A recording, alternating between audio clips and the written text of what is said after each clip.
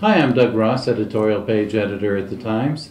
Here with me today for this endorsement interview are Mary Elgin, the incumbent Calumet Township Trustee, Democrat, and her challenger, fellow Democrat Kim Robinson. Also with us in the room is Assistant Managing Editor Robert Blaskowitz. Why don't we start with the obvious question, why do you want this office? Well, Mary, I want the office because I'm currently the Calumet Township Trustee. I've held the office for 12, this is my third term, and I've made many strides in improving the office, and I'm in some challenging situations right now after 8 years of fighting with the legislature for getting some issues cleared up with the tax situation, with the secession of the town of Griffith, with some of those things, filing some lawsuits that we're in battle with the state, and so to draw some conclusion to those issues, as well as continue with the things that we have worked over the part of this term to get to where we can really say that we've got a footing where we can really just deal with the tax situations now.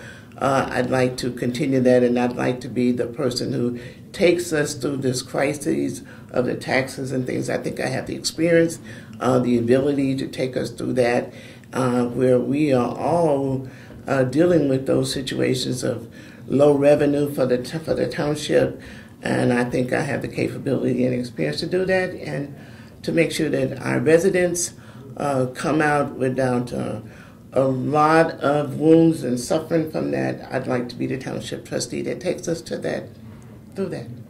Okay, Kim? Excuse me. I would like to be the trustee because right now we do face challenging issues, and one of them is that in us losing the township trustee in our community, which is a critical office for us, we would not only have a problem with the indigent, but it would create a ripple effect for our entire community. So I believe in my experience as Chief of Staff with the Lake County Treasurer's Office.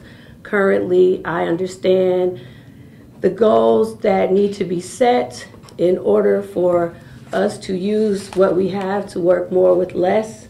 And as a member of the City Council for the City of Gary, I certainly know budget constraints and how to work them out with, out issue, or at least work them to until the place of fiscal responsibility where it works for all. Okay, what do you see as the primary challenge and the primary responsibility for the trustee? Kim, why don't we start with you? I think it is, at this point, it's fiscal irresponsibility. When even in your newspaper, The Times, you guys stated that 37% of her entire budget is to administration, that's high. When Griffith contributes $1.7 million, again, I'm quoting your paper, $1.7 million, and only receiving $11,000 in services, I believe that there is a way that people, or all who are supposed to be serviced, which includes the town of Griffith, the unincorporated Cal Township, and the city of Gary, can be serviced. And we can make payroll, and we can provide services, as we should, to the residents that, are to receive it in their quest for help. Okay. Mary? Well, I think my opponent has been reading too much of your paper to really get a clear understanding of what it means to be fiscal responsibility of the Calumet Township, because to say that yes, we did make some tremendous cuts in our taxes. That was in 2010 and 2011 that we were she's quoting 2010, 2011 figures for Griffith. When we first cut $4 million for Griffith. Then we did have, it was $3 million that we first started off when Griffith started this back in 2008, 9, and then we cut $4 million in our budget for 2010.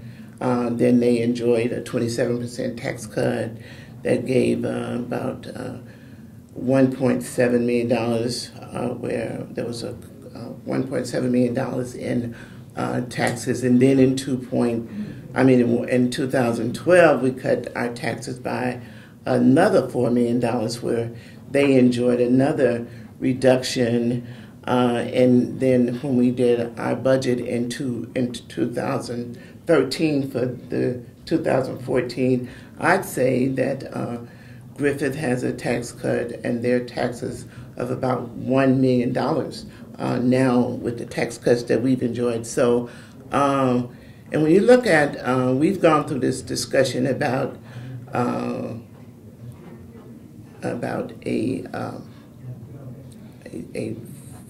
non-for-profit organization versus an organization like the Calumet Township, and it's an entirely different type of organization when you start talking about fiscal responsibility. And it's when you talk about our budget versus a non-for-profit organization, when you talk about how we finance, and when you talk about our agency, the salaries, and it's an entirely way that we finance and how we budget. And so you can't compare what happens in a non-for-profit organization, because and ours is no different from the cities, and you'd have to have a clear understanding that how to finance Calumet Township. As far as I'm trying to pull up what I'm trying to think, what I'm trying to say right now, because I just kind of knocked off my feet that someone had said that. And give me a second to come up. But it's the way we are budgeted and the way we salaries on our side, the salaries for programs and the salaries for the cost of operation for the township and the city. It may be a little bit different for the city in some categories, because I don't do city budgets, but the programs for Calumet Township and the salaries are all totally different, because you can't take my salary, the board's salary, all the expenses for maybe a boiler and some other things, maintenance, all that stuff falls in one category, and then the salaries for all the programs. I know when they talk about administrative costs, I've heard them say that, well, the bloated budget, administrative costs, you can't lump all that into one and say that our administrative cost is excessively high, because you have to look at those in two different categories and say that our administrative cost is very low. About 15% of our operation is administrative costs. About 85% of our operation is programs and costs. That's the cost of running the operation, giving out services, giving out food, shelter, all those things. 85% of that cost goes to those type things. About 15% of the money we spend goes to administrative costs. That's the insurance of the employees, the insurance on the buildings, all those things go to that particular cost. And my salary and the board's salary and the salary of the payroll people that disperse the cost of operation. So there's two different categories. Not the whole thing where a not-for-profit organization, the whole thing is considered administrative costs. So I don't want to get them confused. Okay. But is it all? Is it fair to say that it's all municipal and it's all based on tax revenues that's created through the levy that the state creates, not the trustee who keeps saying she reduced the levy, and it's not yours to reduce, it's the budget that you reduced to the levy that they gave you. We went through the same program with the city when we were under distress unit appeals. They sent us how much we had to work with, and we worked with it. I'm just saying the trustee's office could use a system where they could do a whole lot more with less. As they have, she's reduced her budget down, but still you can do more with less. So then you reduce your levy, or you reduce your budget to fit your levy that's appointed, and then you file a lawsuit to the state. And the point of that was what? I mean, I know she can't talk about it because it's, currently pending, but I'm just saying you can't have it both ways. Well, we couldn't talk to the strategy perhaps, but to the general I can talk principle. about what she's talking about, absolutely. Okay. My levy was $15 million. My levy started out as $15 million. First of all, we have never gone to the Distressed Unit Board because we've never been at that state. And when my opponent was on the board prior to me taking office, which caused me to take office because of irresponsibility when that administration was in office, when you go back to when my opponent was on the board, they were asking for $24 million. They were being budgeted for 24, which was an excess levy. Asking for 24 when they had a levy of, I know it was more freely because they didn't have a frozen levy, but they were asking for excess levy, causing taxpayers additional dollars above and beyond what the levy was at that particular time. I mean, over and over again, receiving lots of money. I mean, money was just flowing out the door. But now our budget is coming forth to 2003 and beyond. We've asked for $15 million from the day I walked in the door, and we have operated out of $15 million and less. And starting about 2005, I have not borrowed any money.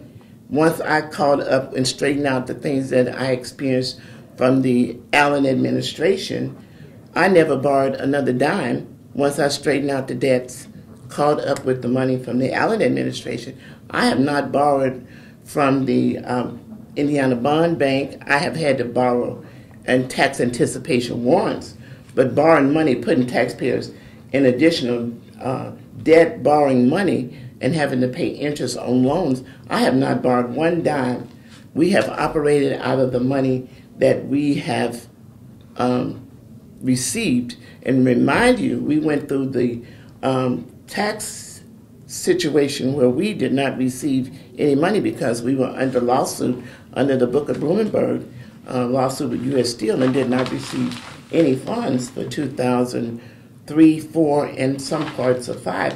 And as a matter of fact, we just received a regular tax draw starting 2 years ago. Was the first tax draw, regular tax draw that I received that I didn't have to get a tax anticipation warrant, was last year. But going back, we did not have, we started to, and operate. We operated out of the $15 million, and starting in 2010 and 11, we started reducing our levy below the $15 million. Now, it's good to say we should operate with less. I think $15 million with a levy, with a frozen levy even, and going below that with $4 million in 2010, $4 million again in 2011 and 12, and $6 million down to a budget of $9 million this year. I believe you are operating with less, much less, and the taxpayers, not only in the town of Griffith, are receiving less, but taxpayers in the city of Gary and all other taxing units. The taxpayers in the city of the taxing units in the city of Gary received some $237 million, all of the taxing units, from the tax benefits that we, not only did Griffith receive a benefit, but the taxing units, the other 9 taxing units receive benefits from our reducing our levy down. So we are operating with less. And clients, 20,000 clients requested services, and 12,300 clients received services last year. Okay. Kim? I think some of my issues also that I would like to see incorporated into the office is just some kind of collaboration or outsourcing of services, which could also help. When you have partnerships with workforce development and you have a real job search program going, you have collaborations with some of the local universities, and you get real training for these people. To date, it has become a lifestyle.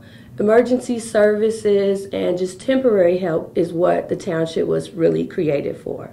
So, and you also put in there some wraparound services as for when people come in, they don't always have proper license or IDs. They don't know where their last birth certificate was from. But we should be able to also, as a social service agency, reach out to other organizations in the community and say, help, how can we get this person their license? What do we have to do through the court system? How can we get this person their birth certificate? Who can we contact in the state of Mississippi, wherever they were last? I mean, you just do things like that, and that cuts down on some of the costs and some of the burden to the taxpayers, because she's absolutely right. We have low collections in the city of Gary, and we have low collections but a lot to give out. So if we have collections at 56, 60%, that's not a lot to work with. But that's why I'm suggesting that we work and form partnerships with other agencies and stop trying to reinvent the wheel on how we get services to people. Okay. Well, and you touched on the issue of getting people assistance, but then seeing that they get off the assistance. Yes. What's the best way that you see to do that? If you want to start off, Kim, and then Mary. That's some of my plan, to get them from the dependency of township government to independence. And that is by offering them concrete programs that work. Perhaps it is a GED that they need, so let's send them to a certified GED program, not just some retired teachers who work for us. Let's send them to, perhaps use the multipurpose center as a training place for the unions. Let's have the unions involved in getting some real skills to people who want to do this.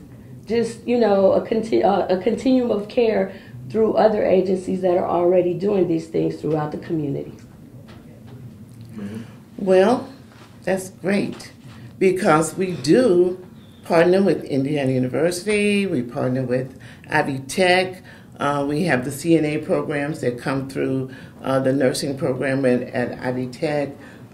We partner with a lot of agencies. We have we have Images of Hope, where they have their programs, and going back to, and I have to compare, because my opponent had worked with the township prior to any of her other careers, and they had training programs, and they had, when I took office, there was a training program. It was called Life Skills or Life Services. You might remember the name of it. They had a training program, and inside of the support services, inside of the budget, that had $600,000 set aside inside of that budget, $24 million budget. There was $600,000 set aside. Inside of that, $300,000 per year was appropriated for that program. I didn't have that luxury. 6 people were in that class. And when we finally found the paperwork, the same 6 people over a 3-year period were signing their attendance sheet. And so when I say we've achieved too much in my slogan, to go back, that's all the things that I worry about and that I fear, that we go back to those kind of things. And some of the other, and then when I found the paperwork, you know how administrations have the habit of destroying all of the programs.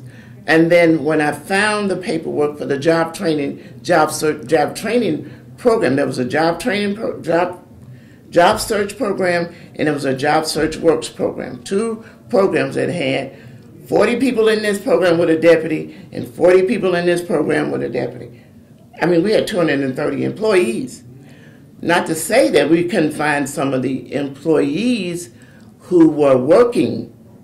There were phantom employees who were not even working. Wow. in the township. I couldn't find them. I'd ask this supervisor who was working. I'd ask that supervisor who was working. Someone said, well, I'm not their supervisor. I found phantom employees. But back to the programs. 3 people in 2002 got a job. Once we found, by the time we worked up and built up programs, in 2005, out of the training that we did, 243 people were trained, went through the programs, and received these are not names, these are not made up. They went through Job Search Works, they went through Work One, they went through CNA programs, they went through GED programs, they got the testing through the court through Deecher Monroe, they went through all of those programs and through the training, and then they got a job somewhere. I think Hope 6 was going on. They went, and then we had the asbestos training. They got training through that. Went through. Some got jobs, and some even got started on their own businesses. And those people. And each year, as the economy went down, the numbers went down. In this economy this year, at the end of our programs, 43 people in this year's economy received jobs. 43 this year already?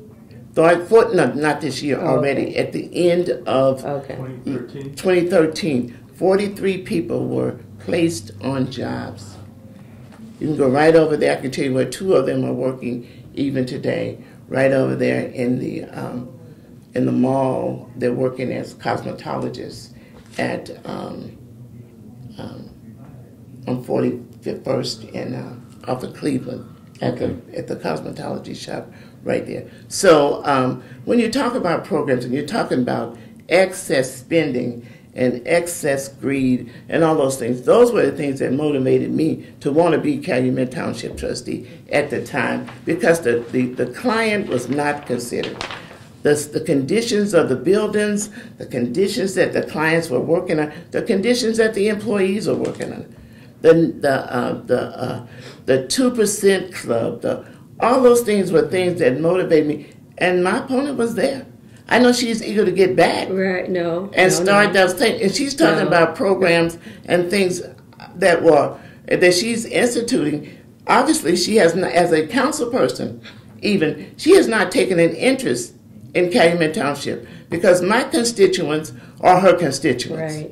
And she has not taken an interest in what we do over there in Calumet Township. Because if she was an interest, and I've done things to help the city, but there has not, instead of criticizing and not trying to take a working and collaborative interest in what I'm doing over there, even with the struggles and the financial struggles that we've all gone through, I've given the city cars for code enforcement, ambulances. I know they're struggling, and I've tried to help them. Ambulances, when my budget was too low that I couldn't run an ambulance department, I gave them 3 ambulances. That didn't work. The ambulances were, I'm speaking, ma'am. The ambulances were, until he tells me it's not time to speak, I'll stop. We should wrap you up and just give a chance. But I mean, when you talk about training, that's all we've done, because the budget is designed to take care of the client. But we realized early on that we can't keep giving that client a food voucher. We must help change that person's life and move them on to something where they are self-sustaining. And I'll close on that. Okay, Mr. Ross. I just like to say, when I was on the township board, that's what Ms. Elgin is referring to. I took the unexpired term of Valerie Levy through a special caucus for 2 years. What years were those? From 98 to 2000. So I was not, in the fold of everything that... That was during the Dozier Allen? Yes, Dozier Allen was the trustee at the time. And in 2 years, there's not a lot you can do, especially being a member of the township board who only has to meet legally 4 times a year.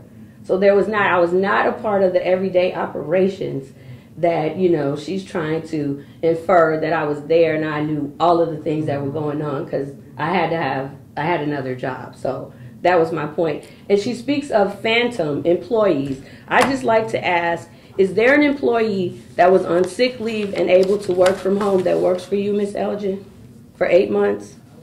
No, there was not. Okay, thank you. Not 8 months. Okay. Well, at any time, you have 2 employees that are able to work from home. They're the only 2 employees of your 77 staff member that can indeed work from home on a government Is job. it legal? I'm asking. Is it legal? I'm asking you what you have. I answered your question. I'm asking you another question. Is it legal? Well, you have to answer my question first. Are there 2 employees that can work from Well, home? let me fully answer your question. There are 2 employees, my chief deputy and my IT person, who can, not legally, not going to say not legally, but my chief deputy can, and it's not illegal, because electronically now, in today's world, with the electronic system, if you are working from home, if you work 24 hours a day and you're on call and available to work 24 hours a day, you can electronically work from home if you have the system set up to work from home. I work from home 24 hours a day. My IT person, if the system go down, they're working from home. They have the capability, ma'am, and it's not illegal to electronically work from home. Insurance people, you too probably work from home. So it's not illegal. Find something legal to talk about. Okay. It's not illegal Okay. for a person in that position to work from home. Now, in your day, work from home. now in your days, Here we in the go. days of your administration, Here we go. and if you're not as a council person, and even on the staff of the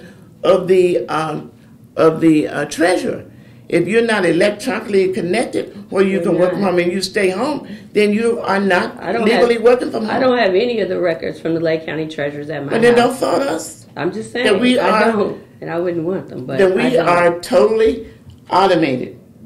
Now, certain people are not, because they don't have that capability, but they do, and I do. I'm on call 24/7 to do something. My system is set up, and we're totally automated to where we can work from home. This is a place where we should be the city. I try to work with the city. I try to work with the mayor. Our city and our township is suffering. We all need to be working to where, and I don't fault anyone for running for an office. I really don't. Everyone has that privilege and that opportunity to run for an office. When Ms. Robertson was seeking the office of chief deputy for the treasurer, I supported her. She called me and asked for my support, and I supported her.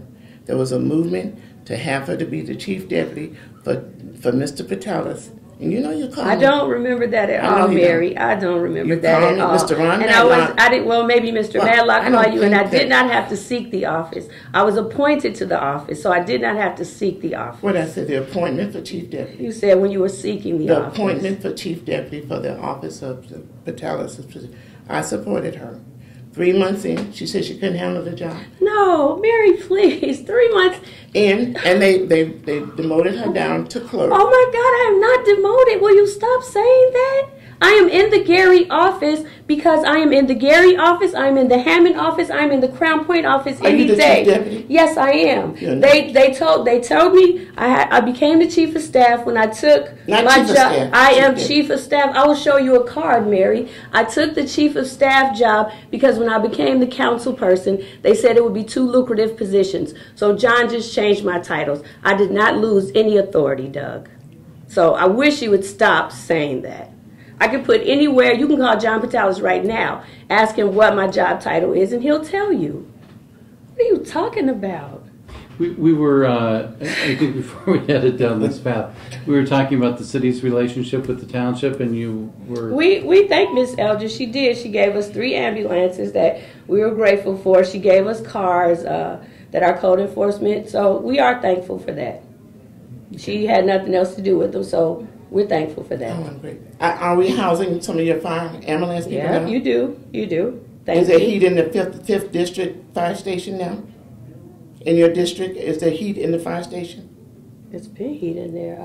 Did you have something to do with that? No, is it heated at this point? It's been heated. Is it heat right now? Yes, there's heat right now as far as I know. Why are they trying to get over in my station? Because you don't Because they probably have other problems with the fire station. But what you're trying to do is, mix it all together. This is me, Doug, and this is where I am with this race. It's not about me at all. It's not about my family. It's not about what I did 2 years on the township board. It's about what we can do, and we can do better. That's all I'm saying. That's my motto, what we can do, and we can do better. And we owe it to the community to do better. Along those lines, if we could wrap it up, maybe by you saying, if you were to win office, what you would do upon taking office, maybe in the first couple months, and Mary, if you were to win a re-election, what would your goals be for this upcoming term?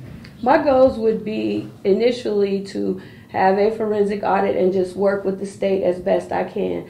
I would not go further with that frivolous lawsuit that we have against the state, and just try to maintain whatever controls or whatever Ms. Elgin has left in place as far as it goes in helping the community and being a trustee for all equally. Okay, Mary? Oh my God. Well, so my,